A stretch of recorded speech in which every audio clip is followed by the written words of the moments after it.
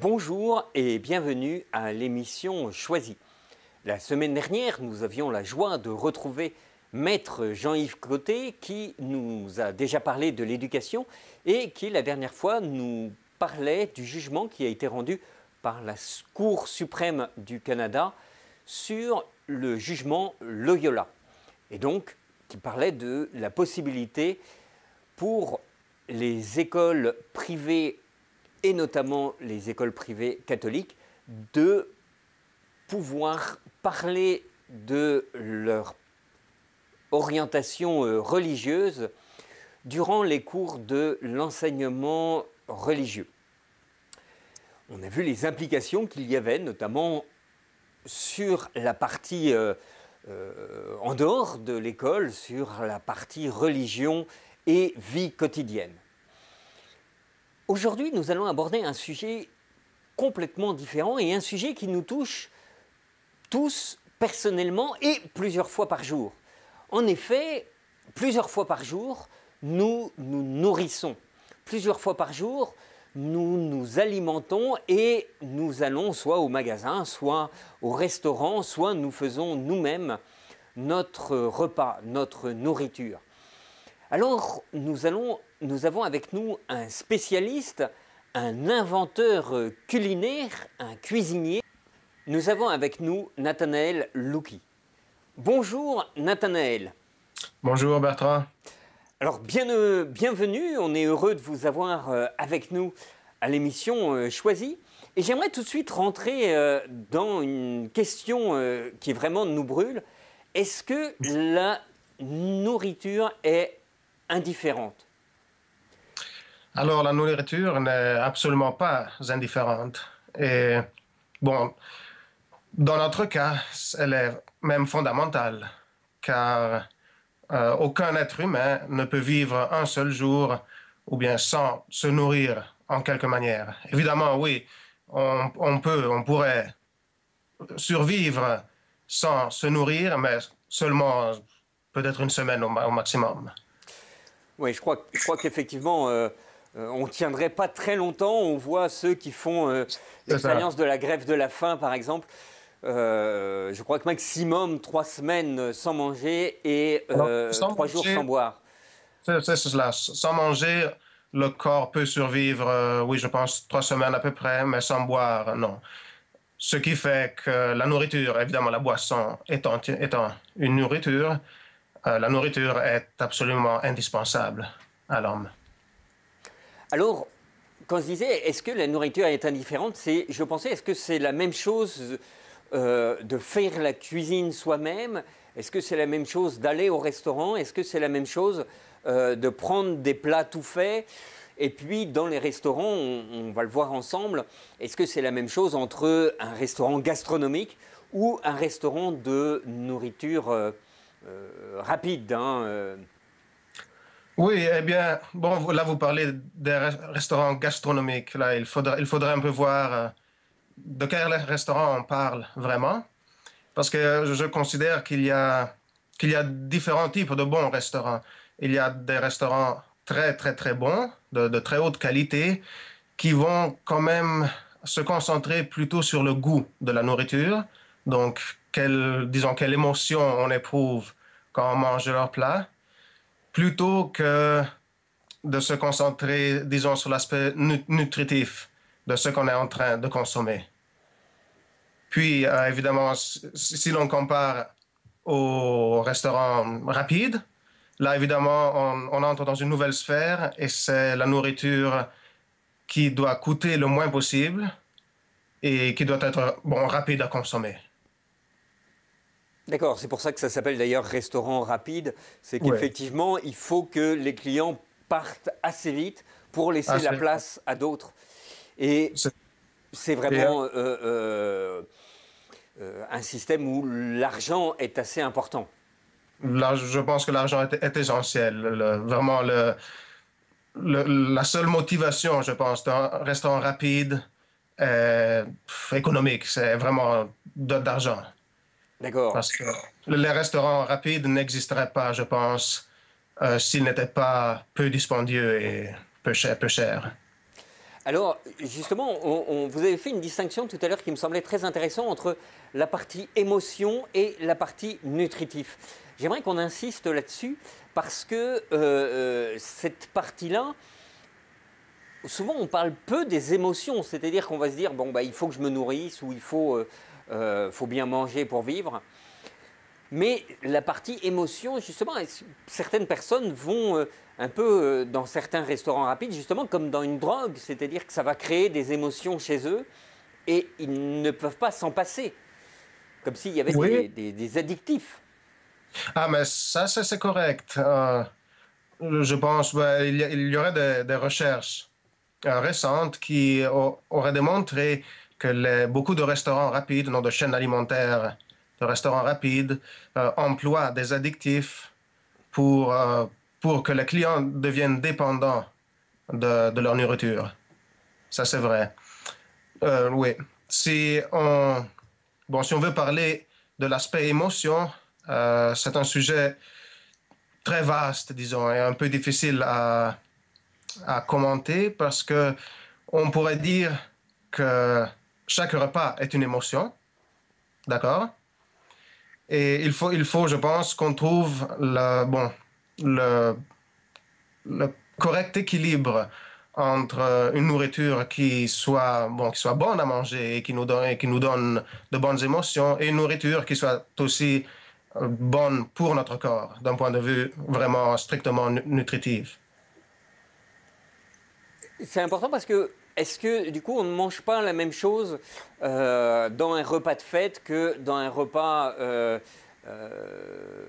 triste, j'allais dire, hein, en période de deuil, etc. Eh bien, on pourrait faire attention à ne pas manger les mêmes choses que pour un mariage ou pour une naissance ou quelques cérémonies un peu festives. Euh, Oui, évidemment, mais là, peut-être ça deviendrait, disons, un peu artificiel. Souvent, l'émotion de la nourriture nous est aussi donnée par, disons, l'état émotionnel dans lequel nous sommes à ce moment. C'est-à-dire, si nous mangeons en compagnie d'amis et non de gens et que la compagnie est très plaisante, la nourriture va être meilleure. Ça, oui, c'est un fait. Et donc, euh, de, si l'on mangeait quelque chose de très bon durant un deuil, bon, je ne peux peut-être que dans le futur, cette bonne nourriture nous rappellerait d'une émotion plutôt triste. Donc, ce n'est peut-être même pas la nourriture en soi-même dans ce cas-là. Mais d'accord. ce que je voulais dire, c'était plutôt de faire attention à ne pas manger seulement au goût, c'est-à-dire seulement de nourriture qui nous plaise bon, à nos sens, mais aussi de faire attention à ce que le corps obtienne tout ce dont il a besoin. Alors souvent, justement, est-ce que, je posais la question tout à l'heure, est-ce qu'il vaut mieux préparer les plats nous-mêmes ou est-ce qu'il vaut mieux aller acheter des plats tout cuisinés et puis on gagne du temps? Par rapport à cette question justement de l'alliance entre le goût et le côté nutritionnel. Oui, alors, euh, le mieux, c'est toujours, selon moi, de cuisiner soi-même, si l'on peut.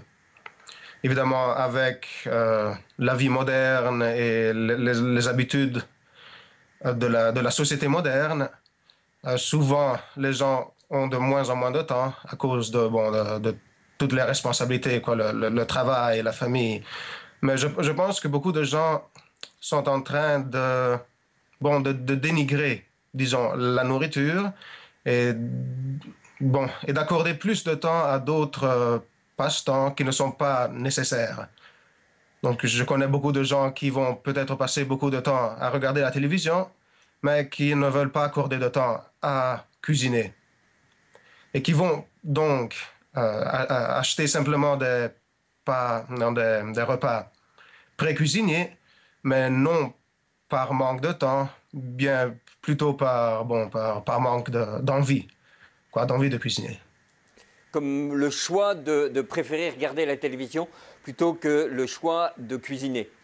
Mais oui, Quel est le risque justement d'acheter des plats tout cuisinés? Bon, le plus souvent, c'est que la qualité est très basse. Donc, on aura bon, les agents de conservation on peut tout à fait éviter, évidemment, si on en cuisine soi-même. On aura aussi généralement beaucoup de sel et toujours pour une question de réduire les coûts, beaucoup de compagnies vont employer beaucoup de sucre, beaucoup de gras, simplement oui, pour que la nourriture soit moins coûteuse. D'accord. Mais finalement, on peut se dire, bah, c'est pas si grave que ça, qu'effectivement, j'achète des conservants avec des agents de conservation, etc. Ou alors même des OGM, etc. Est-ce que ce risque-là, est-ce que c'est un risque important par rapport à mon humanisation? Vous savez que Choisy, on réfléchit justement pour être de plus en plus humain. Est-ce que ça a un risque par rapport à l'humanisation plutôt que de faire moi-même? Bah, oui, je pense que c'est un risque, mais le problème fondamental, je pense, c'est que beaucoup de gens euh, ne vont même pas se demander ce que la nourriture qu'ils achètent contient. Donc, qu'est-ce qu'ils sont en train de manger? S'ils sont en train de manger quelque chose qui est nocif et qui pourrait même être un risque pour leur vie, ou... Non, c'est ça. Il y a beaucoup de gens qui omettent de se poser la question, quoi. Oui, l'important, c'est peut-être de regarder justement quelles sont l'intégralité des ingrédients qu'il y a sur tous les emballages. Il y a la liste des ingrédients et Ouais, ouais, parfois on ouais. s'aperçoit qu'il y a une dizaine ou une quinzaine de produits et d'agents conservateurs, comme vous le disiez, supplémentaires, des noms ou des colorants ou des choses. Qui ne sont pas nécessaires, ouais. Voilà. Et Euh, donc, qui pourraient même être un risque pour notre santé ou pour... Oui, du coup, il faut bien regarder sur la liste de ce qu'on achète, la liste des ingrédients.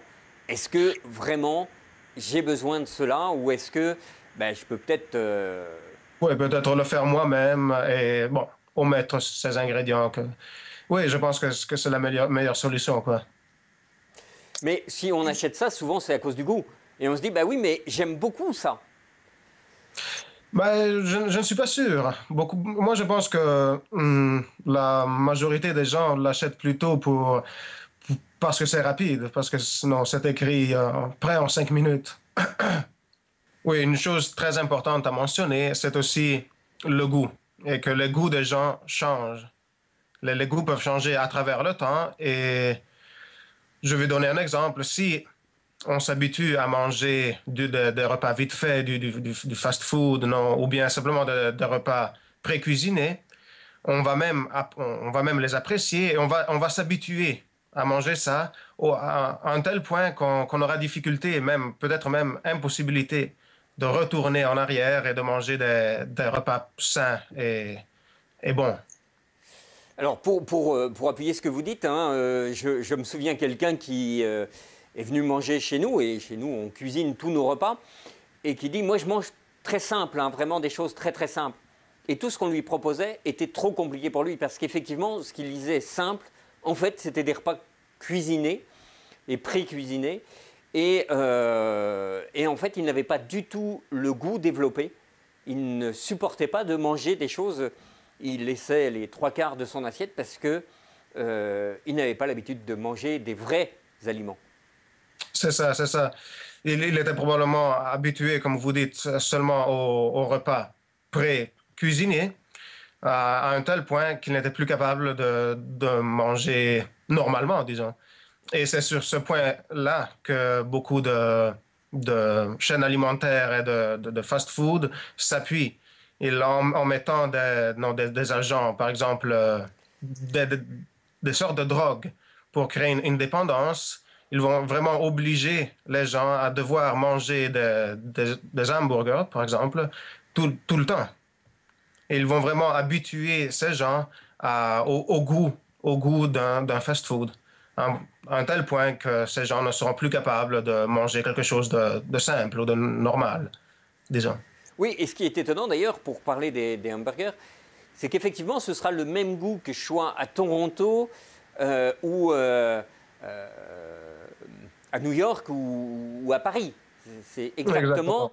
le même goût. Alors qu'on sait bien que, j'allais dire, dans la vraie vie, de la vraie nourriture, ben, les vaches ne sont pas les mêmes en France, aux États-Unis ou au Canada, où la température n'est pas la même.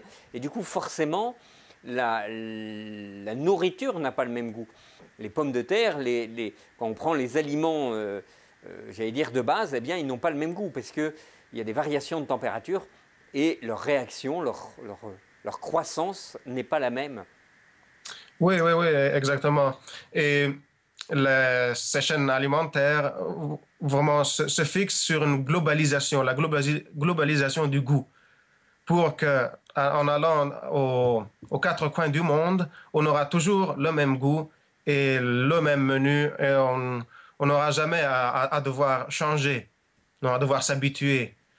De cette façon, une personne habituée à manger dans un certain restaurant rapide pourra voyager à travers le monde et toujours aller à son restaurant rapide. Et ceci est essentiel quoi, au fonctionnement de ces chaînes. D'accord. Alors pour en revenir au repas qu'on prépare à la maison, eh bien, vous parliez des agents de conservation tout à l'heure. Est-ce qu'on peut en parler davantage? Oui, certainement. Donc, les agents de conservation sont certainement nuisibles car ce sont toujours des produits qui doivent conserver. Donc, tuer bactéries, tuer, peut-être pas tuer, mais au moins contrôler la formation de toxines.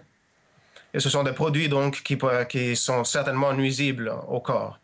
Alors, ça me fait penser, en vous écoutant, je repense à quelque chose qui est pourtant assez dramatique, bien que j'allais dire c'est un peu anecdotique, mais qui montre bien le problème, c'est la conservation des corps. Vous savez que actuellement, en particulier en Europe, mais aussi en Amérique du Nord, eh Mhm. bien, les corps, après la mort, ne se détruisent plus. C'est-à-dire que nous ingérons tellement d'agents de conservation, eh bien qu'ils restent dans notre corps et que les corps qui sont théoriquement détruits par justement des bactéries, par Ouais, ouais, ouais. eh bien, ne sont plus détruits. Et c'est un problème pour de nombreux cimetières où effectivement on se dit ben, comment on peut faire pour les corps qui s'entassent, j'allais dire. Voilà. Alors, on revient au repas, peut-être justement, comment manger sainement? Qu'est-ce que vous nous conseilleriez? Bon, quand on parle de manger sainement, moi je pense toujours à manger des produits qui soient frais et qui soient possiblement récoltés, bon, pas à l'autre bout du monde, disons, qui soient récoltés à proximité.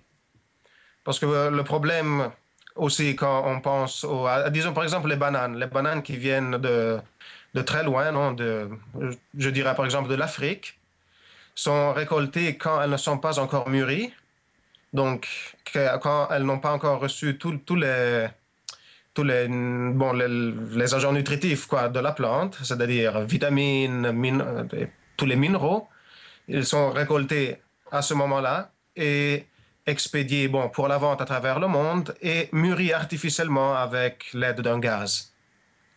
Ce qui fait, alors, je ne vais pas me prononcer quant au risque de ce procès, non, du procès soi-même en utilisant le gaz, mais ce qu'on peut certainement dire, c'est que ce fruit-ci ne sera jamais aussi bon que le même fruit récolté une fois mûri complètement. D'accord. Donc, comme vous dites, manger des choses sainement, si possible, proche de là où on habite. Je pense le mieux, mais même peut-être pas toujours, parce que certaines fois, comme dans les pays plutôt froids, je vais dire le Québec, les fruits qui sont, ou bon, les tomates, disons, récoltées dans le nord, elles sont récoltées et en serre. Elles sont cultivées en serre, ce qui aussi n'est pas une qualité très bonne.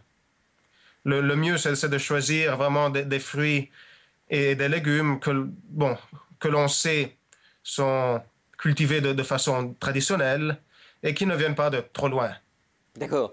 Le mieux, c'est de connaître l'agriculteur qui cultive et Oui. de savoir exactement s'il utilise des engrais chimiques, des pesticides, C'est ça. etc. Et s'il utilise une serre, bon, de connaître sur quelle terre il fait croître ses plantes. S'il utilise, bon, comme vous dites, des engrais chimiques ou des pesticides. Ouais. On sait par exemple que justement du côté d'Amos, hein, on a des agriculteurs qui sont vraiment proches d'Amos et qui respectent les normes traditionnelles. Il y en a d'ailleurs qui cultivent grâce avec des chevaux encore. Hein, donc je ne pense Oui, pas oui. que les chevaux fassent de l'épandage chimique. Je pense qu'ils font plutôt... Ça, c'est très bien pensé, oui. Non, je pense que ce soit là la qualité favorite à choisir, oui. Absolument, un produit absolument naturel. Et donc, ces produits-là vont avoir plus de goût et on va pouvoir cuisiner soi-même. Hein. Vous nous invitez. Ben oui, et peut-être n'auront-ils pas plus de goût, hein, peut-être. Parce que il faut penser qu'il y a bon, que certaines variétés de légumes qui sont cultivés en masse ou en serre, bon, ce qu'on trouve le plus souvent sont aussi basés non seulement sur la quantité à la récolte, mais aussi sur le goût. Donc peut-être que le goût ne sera pas beaucoup différent, mais sûrement il sera plus riche de qualité nutritive, quoi, de vitamines, de minéraux. D'accord.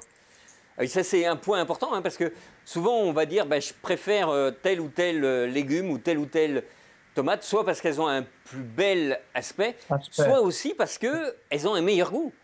Et là, vous Oui, dites oui. bah, non, non, elle peut avoir un moins bon goût, peut-être même, ou aussi bon goût, et finalement être de moins bonne qualité. C'est possible. Et sur l'apparence, ça c'est sûr. Qu'il y a beaucoup de variétés sont cultivées grâce à leur apparence, parce que c'est la façon plus facile de vendre, par l'apparence. D'accord. Alors, bientôt, nous allons devoir conclure cette émission sur la nourriture, sur vraiment ce que nous mangeons. Il y a des aspects d'ailleurs qu'on n'a pas abordés, hein, qui est l'aspect aussi de manger en dehors des repas. On a parlé plutôt de la nourriture au niveau des repas, mais on n'a pas du tout parlé, par exemple, des bars, des coupes-fins, des choses comme ça.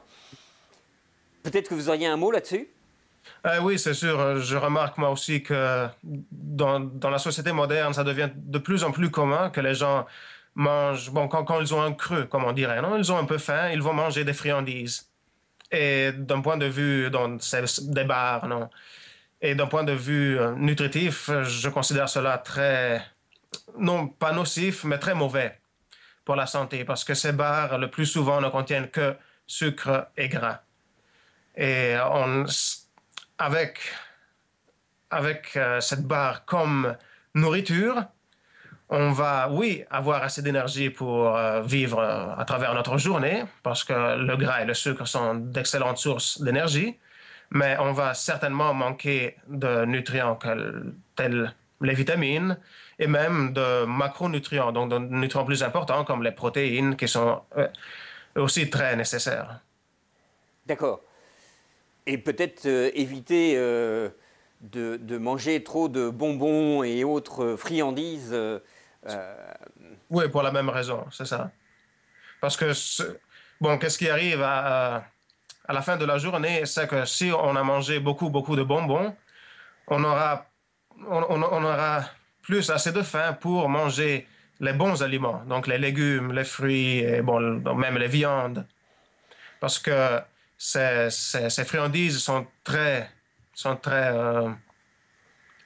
contiennent beaucoup d'énergie, ce qui fait à la fin de la journée, si on veut maintenir, donc, bon, disons, un poids idéal, on ne pourra manger de bons aliments. Il faudra d'accord. se contenter C'est un peu l'un ou l'autre à la fin. Oui. Alors voilà, on va terminer bientôt notre émission. Vous savez qu'on termine toujours nos émissions par une question, de manière à ce que les gens puissent, eux, dans leur vie quotidienne, choisir entre différentes options, et notamment différentes options par rapport à la nourriture. Alors qu'est-ce que vous leur proposeriez comme question? Bon, alors la question que je proposerais serait, mais faudrait-il accorder plus de temps à sa propre alimentation? Plus de temps et plus d'importance. D'accord, comme vous le disiez au début de l'émission, ben, est-ce qu'il vaut mieux que je prenne du temps pour préparer mon repas? Et d'ailleurs, ça veut dire penser à moi, hein, C'est ça, c'est ça. vraiment prendre du temps en se disant, bah, tiens, finalement, quel est mon goût, plutôt que je pioche sans arrêt et que j'ai toujours la même alimentation. Est-ce qu'il vaut mieux que, voilà, peut-être même que j'étudie quels sont mes vrais goûts? C'est ça. Et accorder plus d'importance et non pas considérer la nourriture simplement comme quelque chose à manger pour pouvoir survivre. Et non, c'est ça. Et de la mettre plutôt devant d'autres activités comme regarder la télévision ou jouer aux jeux vidéo, par exemple. J'allais dire, certaines émissions de télévision sont d'ailleurs très, très néfastes et il y a des études qui montrent que la télévision fait grossir parce qu'on a assez vite tendance, en regardant à la télévision, de manger des chips ou des croquettes de fromage, etc. Et on ne se voit pas manger, on ne s'arrête pas pour manger. Et donc, forcément, on a envie de manger encore davantage. C'est sûr. Merci beaucoup à vous. Donc, on reste sur cette question. Est-ce que je choisis de faire attention à ma nourriture ou est-ce que je délaisse ce point de vue? Merci à Bon, vous. merci à vous. C'était un plaisir. Merci à vous tous qui nous suivez. N'hésitez pas, comme d'habitude, à nous envoyer vos remarques, vos réflexions, vos commentaires. Nous continuerons sur ce sujet de la nourriture dans une autre émission où nous parlerons du repas et du repas en famille et de l'importance justement du repas. Merci, à la semaine prochaine.